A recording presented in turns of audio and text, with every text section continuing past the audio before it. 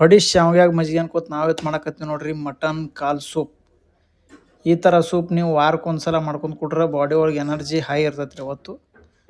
ನಮಸ್ಕಾರ ಎಲ್ಲ ದೊಡ್ಡ ಮಂದಿಗೆ. ಈಗ ಮಾಡು ಬರ್ರಿ ಕಾಲ್ ಸೂಪ. ಇದಕ್ಕೆ ಒಂದು ಪೂರ್ತಿ ಉಳ್ಳಾಗಡ್ಡಿ ತೊಗೊಂಡ್ರಿ, ಅದನ್ನು ಈ ಥರ ಸುಟ್ಕೋಬೇಕ್ರಿ ಗ್ಯಾಸ್ ಮೇಲೆ. ಆಮೇಲೆ ಒಂದು ಪ್ಯಾನ್ ಇಟ್ಕೊಂಡು ಅದಕ್ಕೆ 1 ಸ್ಪೂನ್ ಎಣ್ಣೆ ಹಾಕ್ಕೊಂಡ್ರಿ.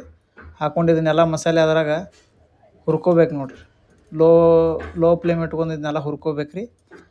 ಇದ್ರಾಗ ಸ್ವಲ್ಪ ಬೆಳ್ಳುಳ್ಳಿ ರೀ, ಒಂದು ಸ್ವಲ್ಪ ಅಲ್ಲ ಹಾಕ್ಕೋಬೇಕ್ರಿ ಅದ್ರಕ್ಕೆ.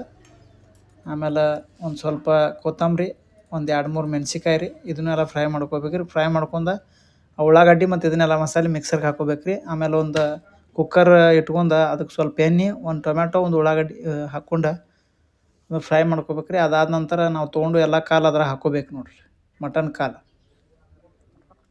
ಒಂದು ಸ್ವಲ್ಪ ಅರಿಶಿಣ ರೀ, ಒಂದು ಸ್ವಲ್ಪ ಉಪ್ಪು ಹಾಕ್ಕೊಂಡು ಎಲ್ಲ ಮಿಕ್ಸ್ ಮಾಡ್ಬೇಕ್ರಿ. ಇದಾದ ನಂತರ ನಾವು ಸಣ್ಣ ಮಾಡಿದ ಮಸಾಲೆ ಎಲ್ಲ ಇದಕ್ಕೆ ಹಾಕ್ಕೋಬೇಕ್ರಿ.